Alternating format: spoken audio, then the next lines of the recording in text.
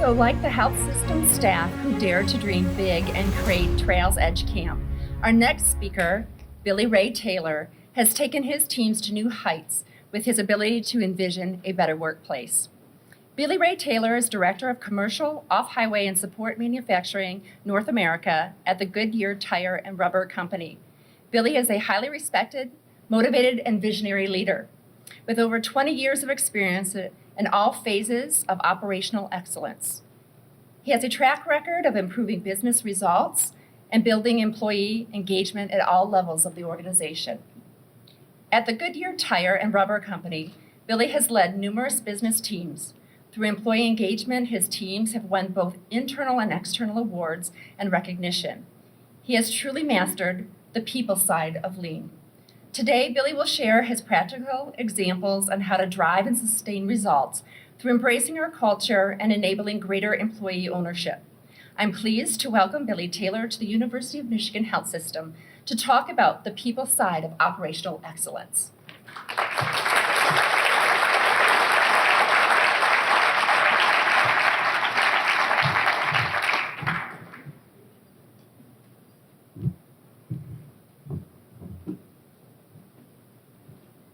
Boom! Down goes Muhammad Ali, one of the greatest fighters of all time.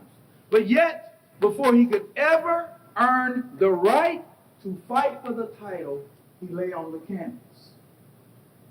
The referee begins to count. 1, 2.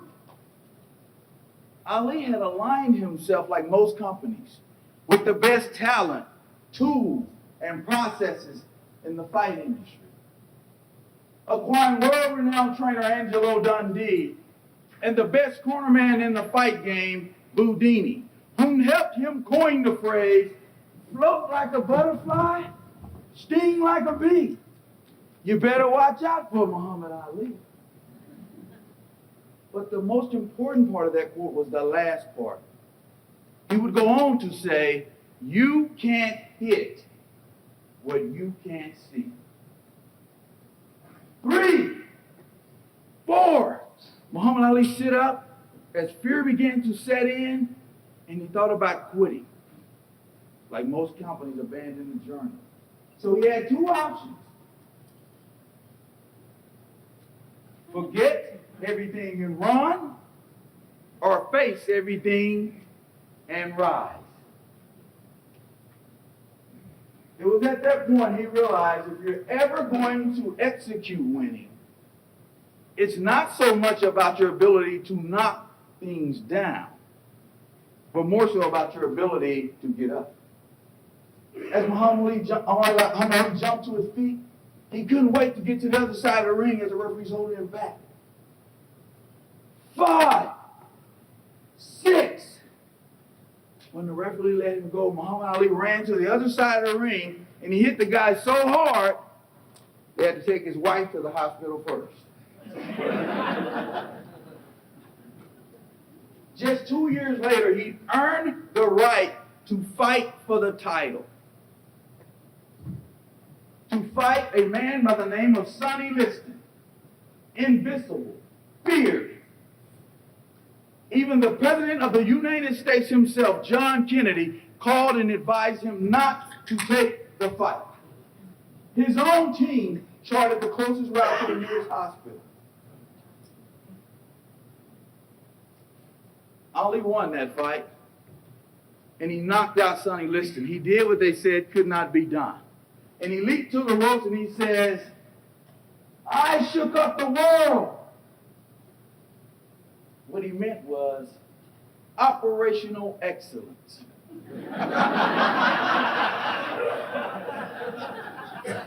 He had clearly defined what winning was, aligned his team to win, and they went out and executed winning.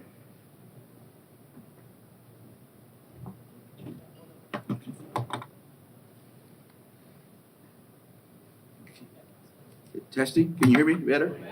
All right. As he knocked him out, the president himself was so overjoyed. He and his wife were driving home. And they stopped to have dinner, and they recognized the doorman taking coats. It was Jacqueline's high school sweetheart. And the president looked over at him with a smirk on his face. And as they sit down to eat, he says, Jacqueline, just think, had you married him, you would have been married to a doorman. In her womanly way, she looked back and she says, no, John, you have clearly missed the point. See, if I would have married him, he would have been the president of the United States of America. Never underestimate those that help you get to where you are. And that's what we're going to talk about today, the people's side of why we're successful. They're your most valuable asset. I truly believe if you make people visible, they will make you valuable. Hello. It's in many different languages, but because there are differences in people. You have to understand that and embrace that. I tell people on my team, I work for you, you do not work for me.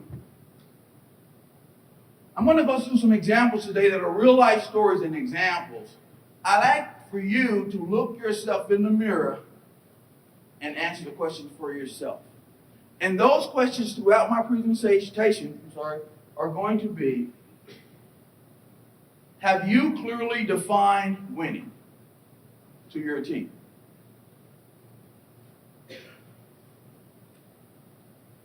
Are you aligned to win? And are you executing winning? And it's all about building trust. And we're going to talk about those things today, but let's start with trust. It is giving people a voice to be heard. Everyone on my team is a CEO. They own the business. From the janitor to my administrative assistant, they run the business. I work for them. They do not work for me. Here are the questions that you should answer today. Define winning. Have you clearly stated what winning is with your team? Does everyone on your team know what the expectations are and how they contribute to winning? And the last one, executing winning. Do you have a process in place to tell you if you're winning or not? Also, to hold people accountable, and more importantly, to recognize their contributions. That's what's important. So, I would encourage you to write these down and go back and challenge yourself and see how valid that is. So I want to tell a story about me, myself, and this is a true story. I was in Lawton, Oklahoma. I was a plant manager there. We had 3,000 associates, and we made 65,000 tires a day. And so it was like a small city. And we were running well, and we had just won the Nobel Prize of Operations. It's called a Shingo Prize. I was excited. Never before done. I can call my mother. My mother and I are very close. I'm a self-admitted mama's baby. I still am today. Ma, I'm going to get the call. I'm going to Akron. I'm going to corporate headquarters. I'm going to run operations. The phone rings. Hello, I pick it up. Hello. Hi, Billy. We have a great opportunity for you. Great. We would like you to go to Fayetteville, North Carolina. Wait a minute. That is the worst plan in the company. That's career suicide. And I think the way I responded was kind of like a 3-year-old. I'm not going to Fayetteville, North Carolina. And the phone rings the next day. They fly a jet in. It's got 3 people on the plane. They take me in this restaurant like a mafia movie. I'm sitting there. You are going to Fayetteville.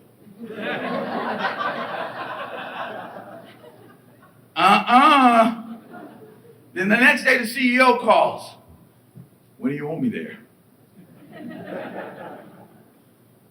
But I talked it over with my family and my mother, and she said, go take a look. When I went to see the place, it was unbelievable. The talent in that place was unmatched. Never had I seen such an engaged workforce. The leaders had not did the first thing. They had not defined winning. And in fact, my senior leaders, the 10, I brought into an office and said, take out a blank sheet of paper, do not write your name on it, and write down what's our deliverables to the customer. And of the 10, only 2 got it right. Wow. So why did I want to go? Plants were closing down. And guess who was next? Fayetteville. Failure was not an option. Here's what happened. We were making 31,000 tires a day, and the market needed 36. That's millions of dollars in EBIT that we were not meeting. And you look at the plant, that was a picture of the plant. But that's what it really should have looked like. There was a hidden factory there, and it was all about people. How many of you have hidden factories in your organization? How many of you have hidden businesses, the things you walk by every day because you see it every day and you think you know? When in fact you do not know, and the people that work there, they truly know where the hidden factory is. You just haven't asked them. So what do you see there in that picture? What comes to mind? Fear.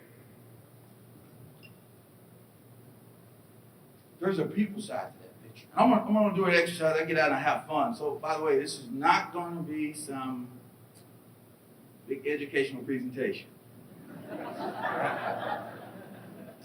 People, the impact on people. I'm an old sports guy. So I like high fives, and I pick on people that act like they're not paying attention, so you better have to pay attention. All right. So now think about this. This is my team. Okay, I'm going to pick this team. Right? We're celebrating. We just had a great performance. Ready? Need high fives now. Get it, bam! Yeah.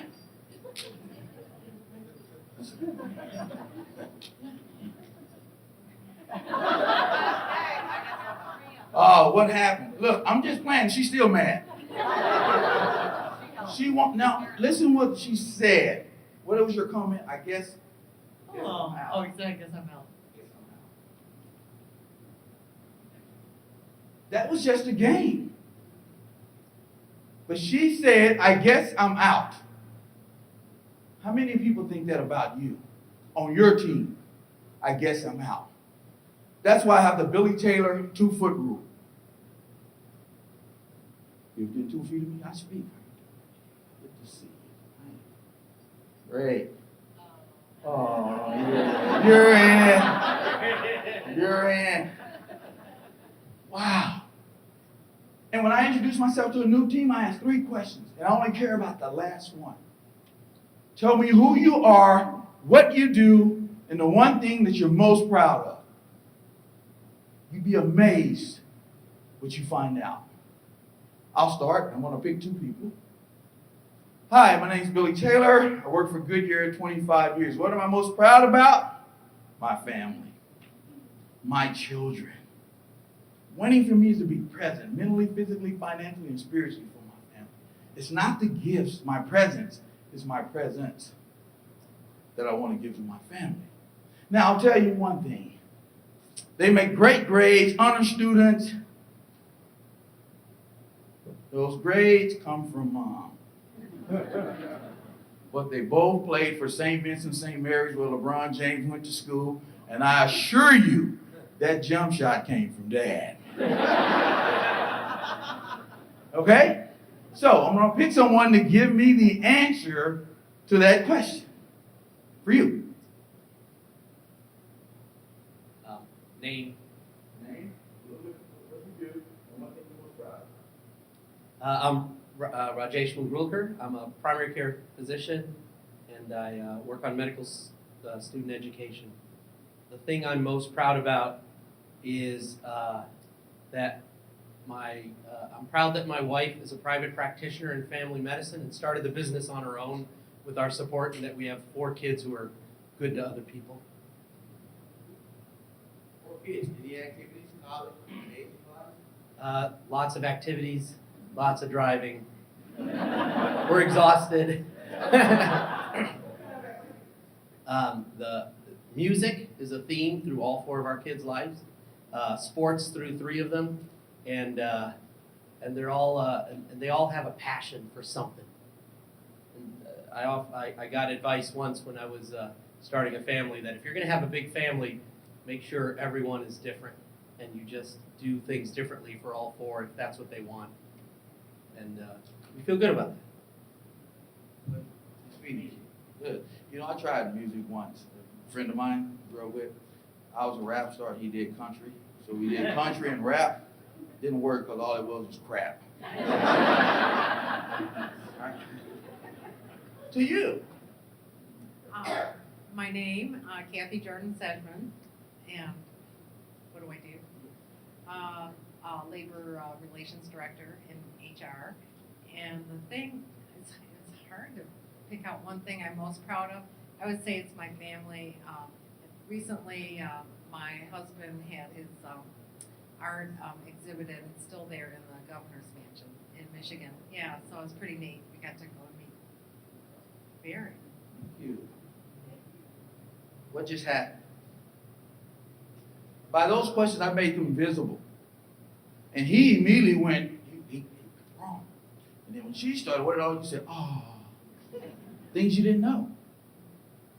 What do you think I'm going to talk about when I see you now at the water station? All the kids. Traveling a lot over the weekend? How's that art coming? What does that mean to you when I do that? Say it again. Builds a relationship. I have a relationship, I have trust. 2 kids are shadowing me for 2 weeks. They're high school kids. The first day they would not speak to anyone. Yesterday, they said, Mr. Taylor, you changed my life. I watched you, and you know what? The first day you spoke to the guard. And every day I spoke to the guard. Oh, Mr. Taylor, on Wednesday, the guard took us out and bought us coffee, bought us frappuccinos. So you made him visible, and you did what? Made you valuable.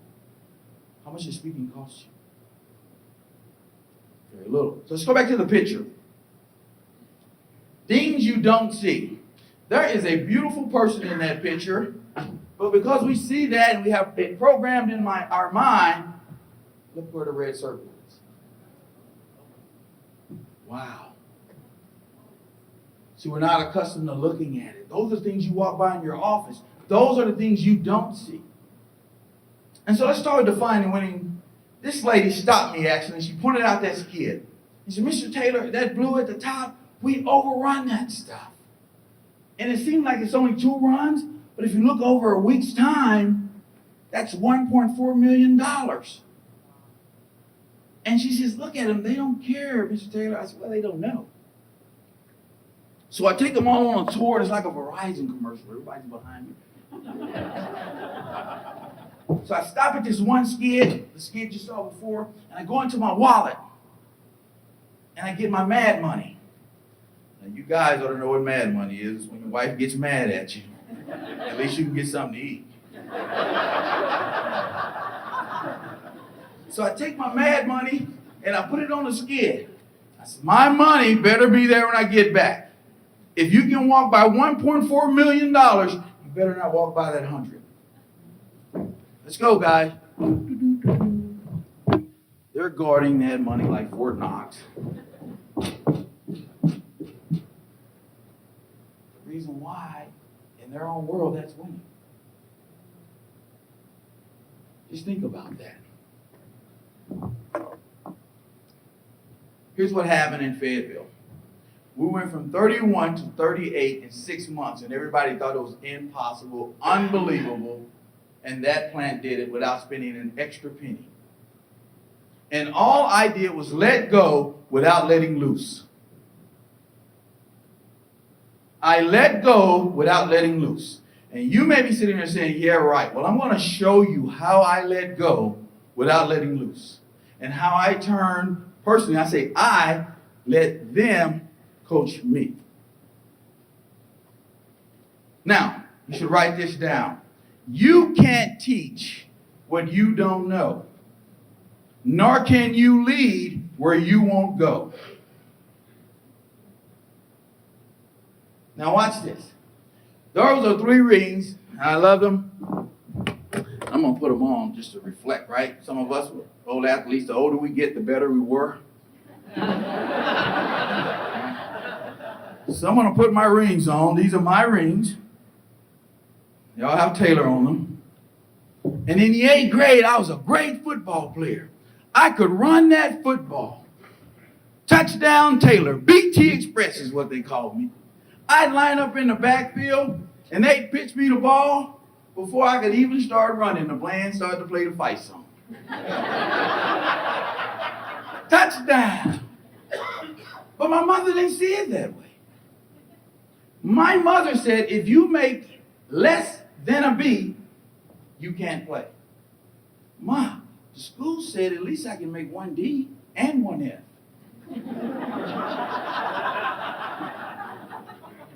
Again, let me define winning.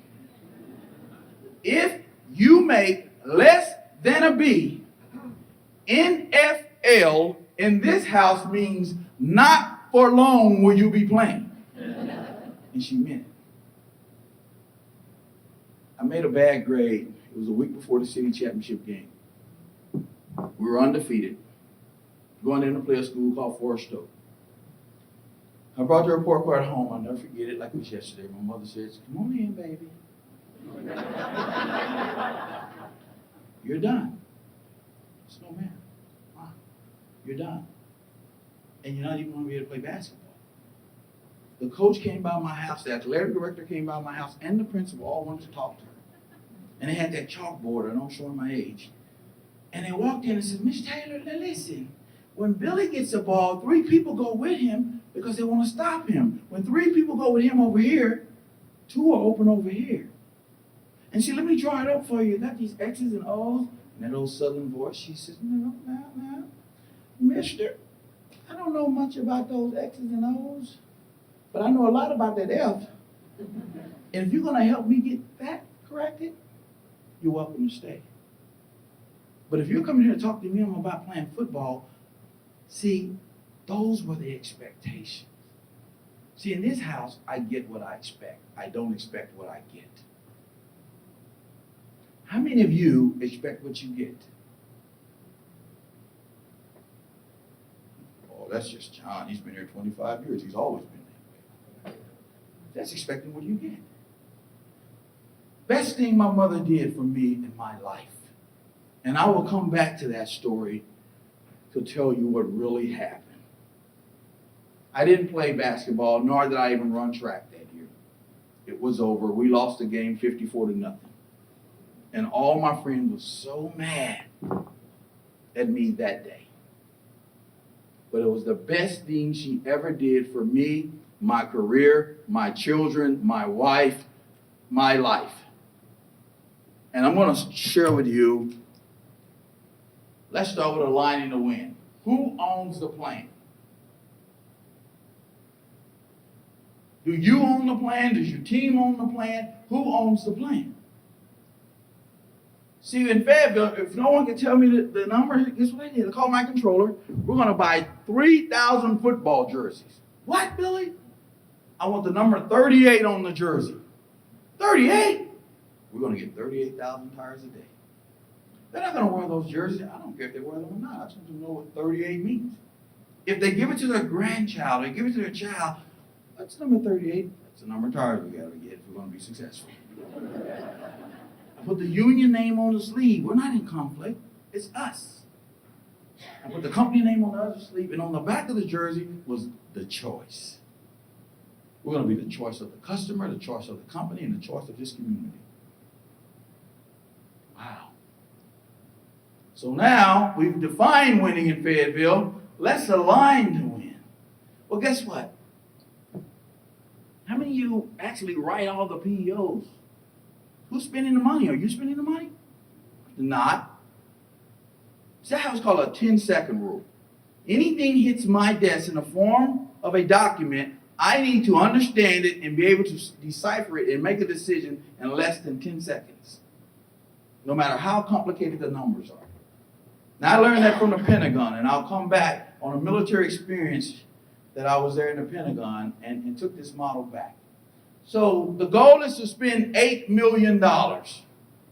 The end of the month comes, we spend $9 million. What normally happens? Stop catering, no traveling, no hiring.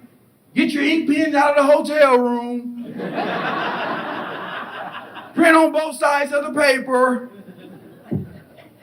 And who's the one frustrated? You. But you're not the one writing the PO, right? So listen. And that's how they think of you. They're just dumping on us. Wow, the 10-second rule says, I get $8. I have a quality side and I have a manufacturing side. I'm going to give you 4 of my 8 and you 4 of my 8. 4 plus 4 is 8. 4 people report to you, give them 1 of your 4. And the people that report to them, give them 25 cents of their 1. So now everybody has a stake in the business and it's clear. So now listen, instead of stop traveling, no catering, watch what happens. So we're aligned. So should I bring the quality side in right away? Green, we made it. Red, we missed it. So who should I talk to, the quality side or the operations side? Operations. Should I get everybody in the operations side? A, B, C, and D. Should I get everybody? No. Hello? Say again? C. Well, wait a minute. We did good on the quality side. Should I talk to anyone on the quality side? Don't care. Right. And I tell them, it's yours, but you should be having that conversation as a team to say, guess what? We're going to celebrate the red. We're red here. Wow. Let's go benchmark here to find out why they're so good. And then I win overall. It's called strategy deployment. But this is a tactical approach to strategy deployment. So now what did it look like in a plant? It looks good on a presentation. So let's start the 10-second rule. Measure what matters. Keep it simple. We put a lot of charts that we want people to see on the wall. And I love some people's continuous improvement efforts. I'm not saying you do this. You put the S, the Q, with great watercolors. And that person, you only have 10 seconds to get their attention. They're walking, they're going to look, they're going to keep moving. Entitlement is I tell you. Engagement is you tell me. So here's my plan. The first line, those are departments as you go down the line. And the first line is safety. So when I walked out of my plan, I wanted to know in 10 seconds or less, what department had an accident? Where do I need to go? I don't have time to talk to everyone. So I put the board there. So the first line, is there any red? No. So I'm accident free. The next line is cost. Where am I overspending my labor? In 10 seconds or less, I could tell everything that was going on in the plant. And guess what? Even the guard got in on it. The guard came to me and said, Mr. Ted, I got a great suggestion. See that card at the bottom? Whenever people come to visit, I'm going to give them that card. That's called a tour admission slip. To exit the plant, they have to give me at least 3 improvement items, or I won't let them out. I said, now that sounds good unless you're from corporate headquarters. And when he put that in, all of those people, including the janitor, started running the business. And the CEO himself, Rich Kramer, had to come see it himself. That's not a tire machine anymore. Now it's a business. And that gentleman's telling Rich Kramer on how his peer on the first 12 hours missed it and how he's caught back up and there would be no customer impact. Before, he just checked his brain at the gate. That's all we told him to do. But here's what's interesting about this here. Those people were meeting there one day. And one person was talking to the other person. He says, Mr. Taylor expects too much. We should have yellow if we get close. Yellow. I don't like yellow. You'll get it after this. He says, well, what do you mean? He said, he gave us everything we need. However, we're trying hard. And we should get credit for trying. That's yellow. One looked at the other, and I thought a fight was going to break out. He says, now don't get offended. I met that lovely wife of yours the other day. She is gorgeous. I'm sitting back thinking, he says, now she comes to you. It's Friday night out. The ladies' night out. She says, honey, are you okay? Okay, I'm going with the girls. He says, sure, honey, go right ahead. She lays out that pretty red dress, sprays that perfume on called Follow Me. And when she goes to grab the doorknob, he starts to shake. He says, honey, now I'd like you to be faithful tonight. And she says, I'll try. He goes, wait, whoa. Now, what I'm saying, it takes a commitment. You celebrate the red. All it does is tell you where you need to focus. That's why it's important. So here's my cost. When I first got in my job, they gave me that evergreen sheet. Today, it's broke down where the last line is the sum of those lines. That last line is the sum of those lines, and same here. That line at the bottom is up top. So basically, I know specifically where to look, where I need to focus, and I can pinpoint where the opportunities are in less than 10 seconds on a $1 billion budget. I took those 2 high school seniors through this process, and yesterday I gave them my financials, and it was amazing. They not only told me what plant I needed to focus in, they told me what department I needed to be focusing in, and then made a phone call and found out what the corrective actions were. These were high school students. There was a process. Let's talk about executing winning. It's more than just the numbers. We often get caught up in the results. We want to hear about the results, but we don't focus on the inputs to the results, the people side of it. These 2 books are some of the most successful books written about businesses. Built to Last and In Search of Excellence.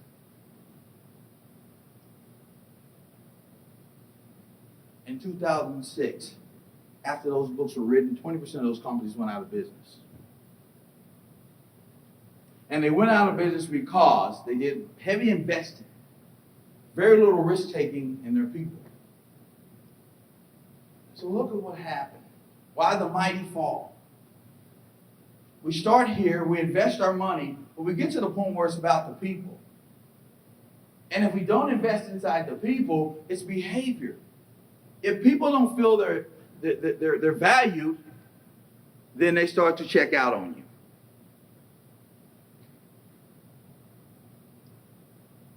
I had the opportunity to go over to Vietnam with Nike.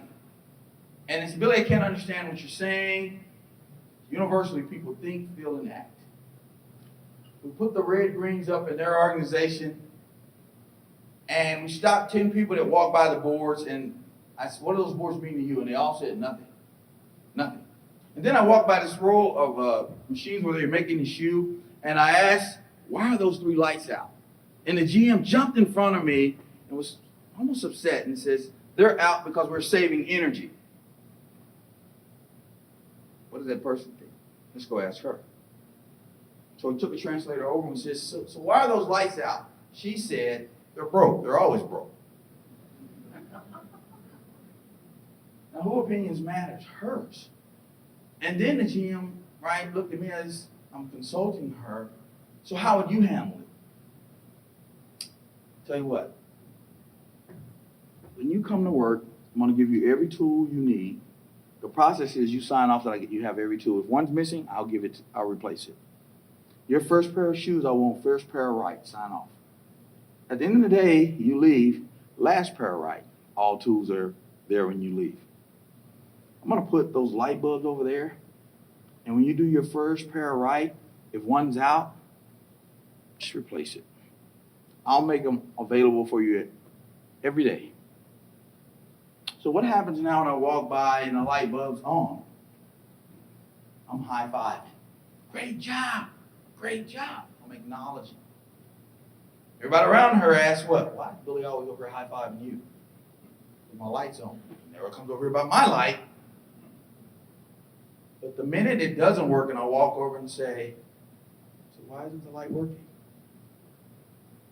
What just happened? Who owns it now? Gave you everything you need. They wrote me back, and I'm not going to talk about the millions they made by putting the system in place. And it's a big system of strategy deployment.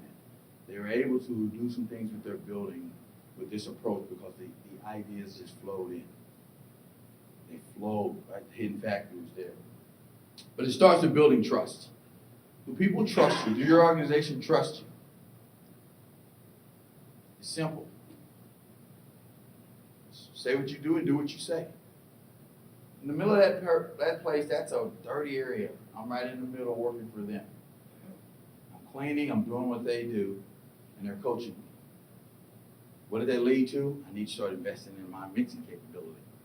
Because where the market's going, I've got to change some things. How did I know that? They told me. They started to build trust when I started to deliver on the things they needed to be successful. And so we started with our problem solving. Here's Six Sigma, lean manufacturing, Kaizen, all those buzzwords. And normally when I go speak, all these self-proclaimed lean experts. Let's go to the Gemba, Pokeyoke, come back, Yokoten. How many of you understood what I said? Now if you raise your hand, I pick you, you embarrass yourself, that's your fault. So how many know what I just said? Can translate it? Just one. Look around the room. But we say we're lean. No, most people want to talk lean versus operate lean. Let's go to the shop floor, mistake-proof the process. Come back and share those best practices. How many understand what that means? Speak the language of the natives. That's what's impactful. So here's what happened. We started a Six Sigma process, the DMAIC process, and here's what we found out we were doing. We were defining what the problem was and diving in and fixing it. And it wasn't sustainable. And we were failing. But how often do you take that look in the mirror? The mirror exercise. Are you who you think you are? We do a mirror exercise where people give us real-time feedback with no repercussions. And they can come through the mall, from the janitor to everyone to the shop floor, and you know what? They can tell us everything about our business. And it is painful sometimes because it hurts. And so what I tell my team, do not treat me like you do the lady in the grocery store with the baby carriage. What do we do sometimes? You lie. You walk up to the baby carriage, look down and say, oh, it's so precious, you're so cute. You take 2 steps and say something totally different. Ooh, dang. That's an ugly baby. And some of you get rude. Doesn't even look like the daddy.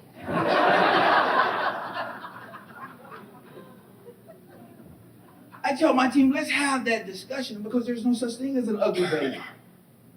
I'll tell you, when my daughter was like 4 or 5, I was in charge of upkeep that day. And when I did her hair, woo-hoo-hoo, when her mother came home, I got it. Look what you did to my baby. You made my baby ugly. I'm a beautiful daughter. Gorgeous. Proud of her. I just didn't know how to. That was all about me. It wasn't about my baby. And if you can't have that discussion, then it's all about you. It's not about your team. And that takes courage. To listen to your ugly babies takes courage. Here's what ugly babies were.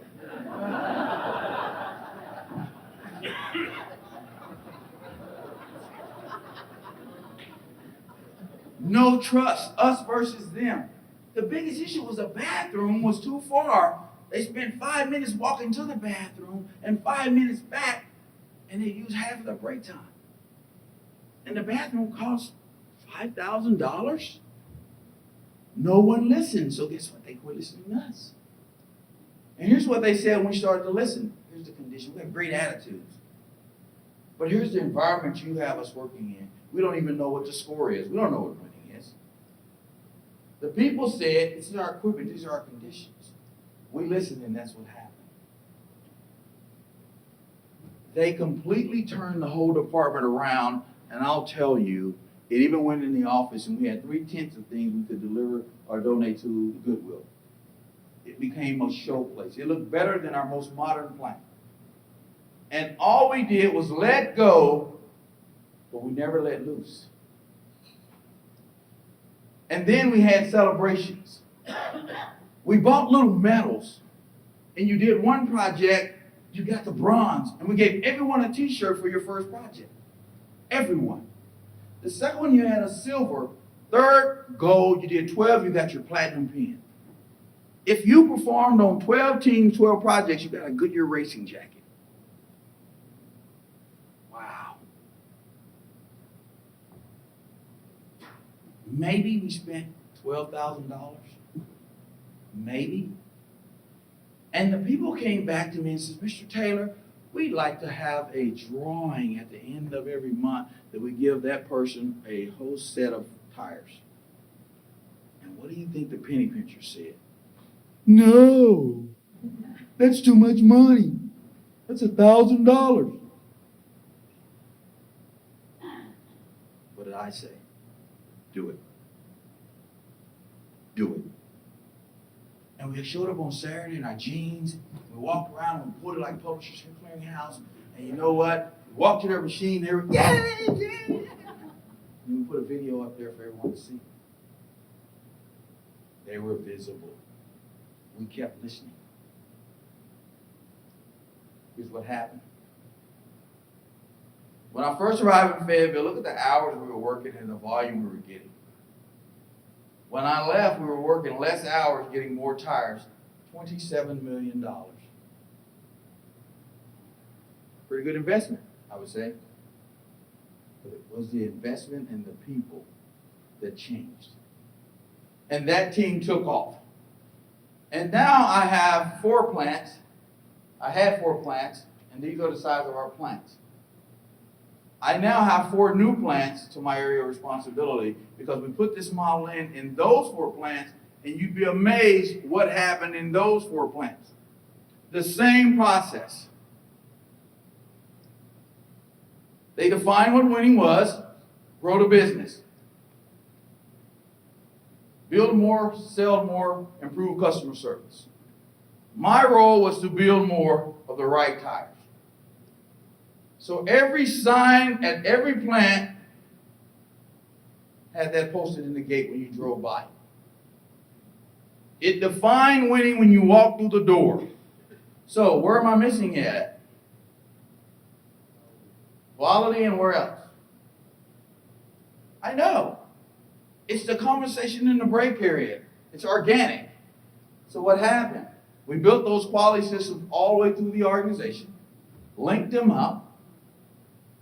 When I went to plants, we had a plaque instead of the coin. I sought you out, gave you your plaque. You could take it home right then. Said thank you. Our back orders, look what I even did.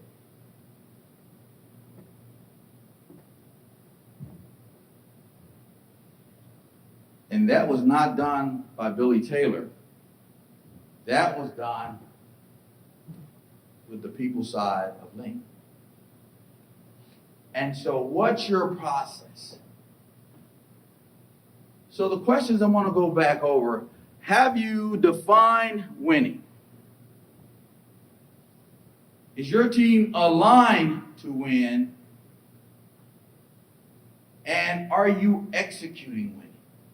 And executing winning is you have a process where people can see it and they know how they contribute, and you also celebrate when people are winning.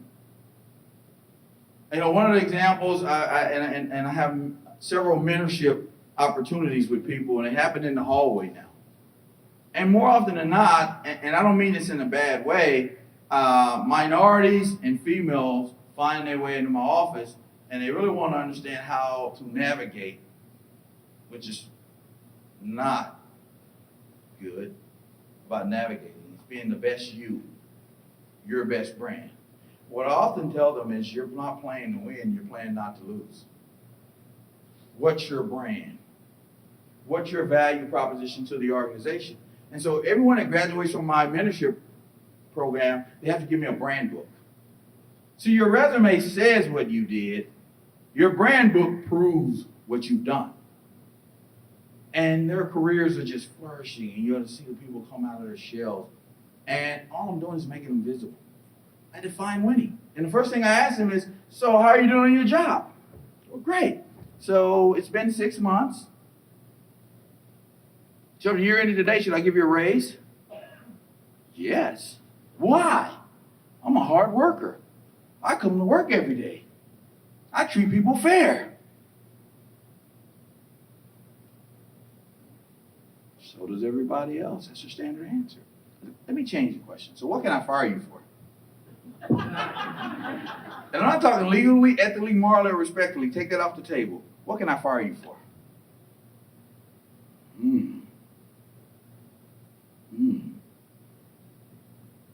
Well, if I don't deliver this, if I don't do, and more often than not, they don't know the answer to either one of those questions. It's the same question asked differently.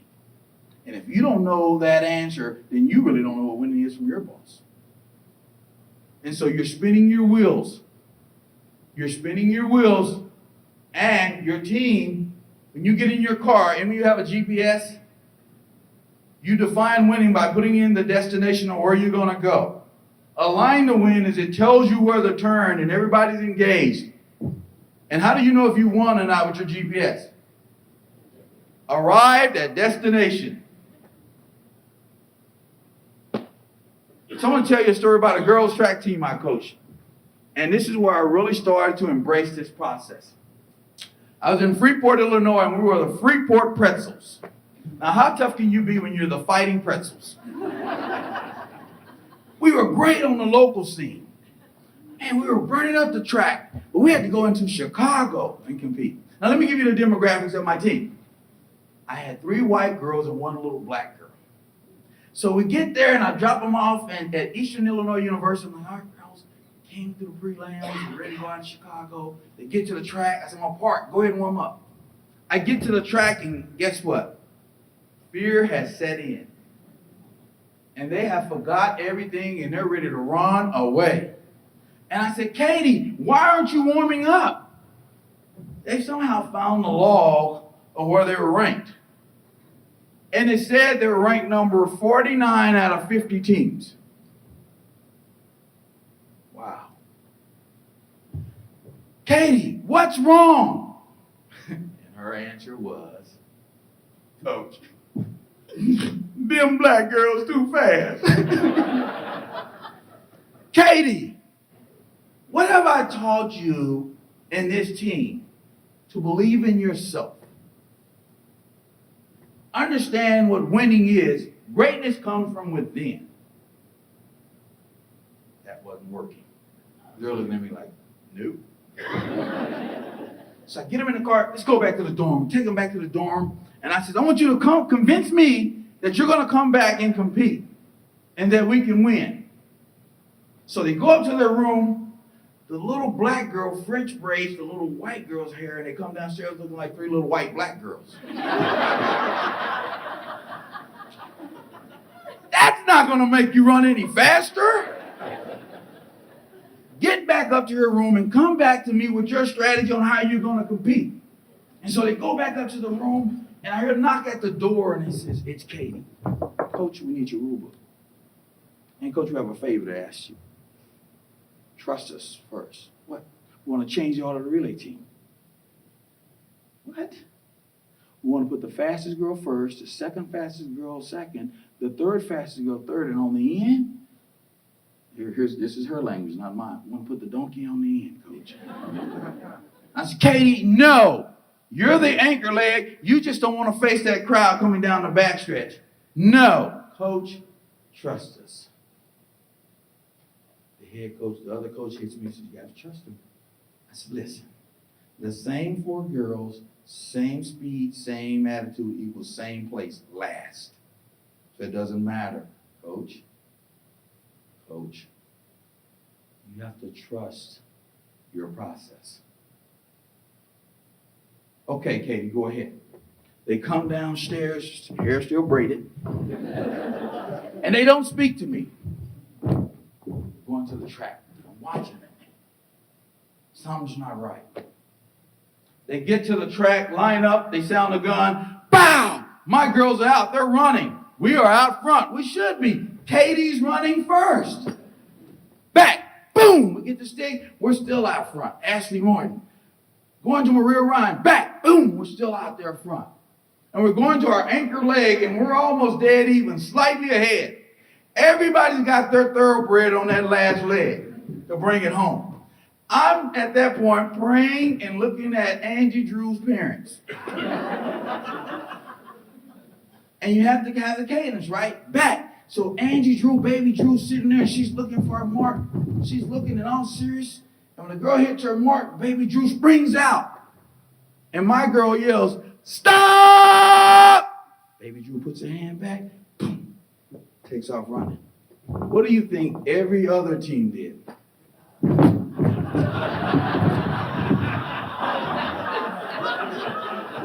When they realized what happened, we were 15 meters ahead of everybody. And so they go on and they win the race. And I'm thinking, uh-oh. And then I get the head coach of Freeport High School, please come to the protest. I'm looking for Katie. Katie, what were you thinking? Why did you do that? Coach, nowhere in this rule book does it say we can't say stop. It says you have to have a cadence. You've taught us that great teams find a way to win. Take the book. Yes, we have to disqualify your team. For what? They said stop. This is where I learned a valuable lesson. Now wait a minute. It's not in the rule book.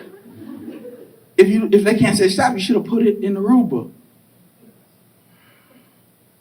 That was wrong. They made it to the finals the next day. Here's where I realized I made a mistake. By saying that was okay, it was teaching them how to win within the rules, and that's not right. Win because you have a process and you're the best, and you believe you're the best, and you're committed. Katie came to me when I broke that down to them. I said, I want to let you run because I think winning is you learning a lesson.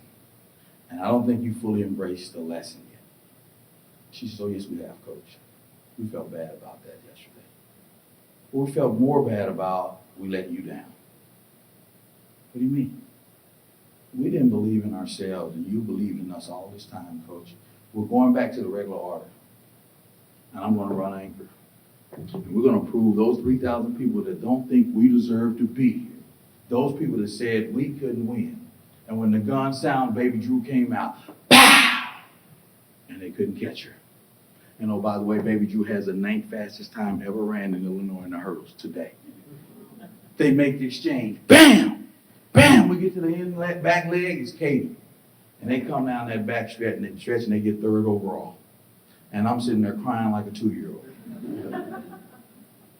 They clearly defined what winning was. They aligned to win. And they went back and executed winning. But they were committed as a team. They had the trust of not only themselves, but me, their coach. And we stayed with the process. And what they did was realize what their advantages were. Here's how they won. Katie says, I'm much faster than Drew. Give me 10 feet of her zone. So I want to get the baton right at the beginning of my zone, Coach. I've been getting it at the end. So she's having to run 10 meters that I could run. And the same with our second leg. Give that 80 meters to me. And you know what, Coach? They can't run with us. It's a risk, Coach, because if we don't get it before we hit that zone, we get disqualified. Well, Coach, it's a chance we have to take. That's how they got 3rd overall. They all went on to get full scholarships at D1 schools. They weren't the fastest, but they stayed with the process. They were committed, and within themselves, they're able to win. Now, I'm going to tell you this. This thing works at home. It works with your children. It works with your spouses. It works with day-to-day life. This operational excellence lean process, how well have you defined what winning is, aligned to win, and are executing winning? You know what? At home, I believe I'm winning. And I'll tell you something. When did it really come home for me? About 4 months ago, 5 months ago. I have a daughter. She can play basketball. It's from my dad. And she went as a freshman and she couldn't play much. She couldn't get on the court. She said, Dad, I'm not playing. I'm not going to play. And she said, Dad, we play Purdue. And Alice is trying out for St. Vincent, St. Mary's. You know how hard it is to play there. And he needs you. He needs you. It's your first game, though. It's against Purdue. But he needs you. I'm not going to even get in, Dad. Coach has already told me I'm not going to get in. So that's a 5.5 hour drive. You got to drive 5.5 hours back. And then you have to catch a plane first thing in the morning. Dad, this is too much on you. Go to the practice. What's winning? What did I tell you from day one? I want to be a present father. Mentally, physically, financially, and spiritually. That's what I wanted to be. That's how I aspire to be. See, she'll forget all this I bought. The PlayStations, the Wiis, the bikes. She'll never forget the presents. And guess what? Alice comes out. Dad, I had a great day, Dad. I was putting them on them, Dad. Call me Buckets. Coach Drew came and ran out of the hallway, Dad. Dad, I think I'm in good shape. Great. How do you feel? Great. Honey, you can take Alice back tomorrow. I'm driving down to see Alexis. That's a 5-hour drive. They play at 1. I'm going. I show up. She comes through the tunnel. What do you think she sees over there? Like she's the MVP. And I sit right behind the bench. I sit there 4 minutes into the game. Guess what? Alexis. Coach puts her in. She goes on to play that game, and they're 6'5", 6'6". She's 5'11", and just toughing it out. Toughing it out. After the game, she comes out to the huddle, and she tells this lady, could you take a picture of my dad and I? And she's just beaming. Take this picture of my dad and I. And I'm not registering at that point. Hey, baby's good, great. You know, coach says, time to get on the bus. I said, I got to drive home. Talk to you later. Love you. Boom, boom. And about 5 minutes into my drive, I get this text.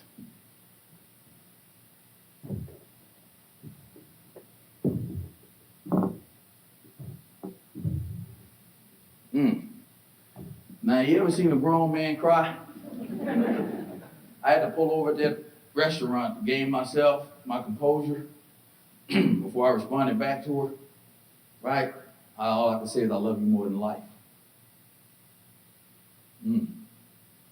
That's not what I told her. I said, nah, girl, quit playing. Just keep that scholarship.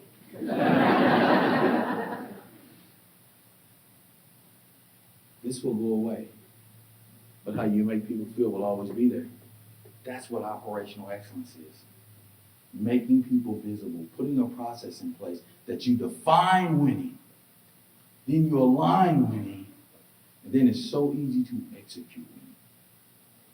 I took a new job, put this process in place, and they have taken off. They're doing so well, I'm telling you, it's amazing. And I got a text right before I walked in. He texted me, my ops guy, and those I'll set my phone on the counter. Last night he called me and told me I can't figure it out. They're coming back, and I told him I'm going over. And you know what he texted me a few minutes ago? I guess you can't teach what you don't know, and you can't lead or you won't go. So what you just told me, you're about to go. Yes, sir. And my only response back to him was, we will win. The best is yet to come. I'll set my phone here, and it's not, Bart Raymer just sent me that text right before I got on stage. Do what you say. First of all, say what you do, and then do what you say. I want to open it up for any questions. First of all, thank you for having me. You've been a great audience.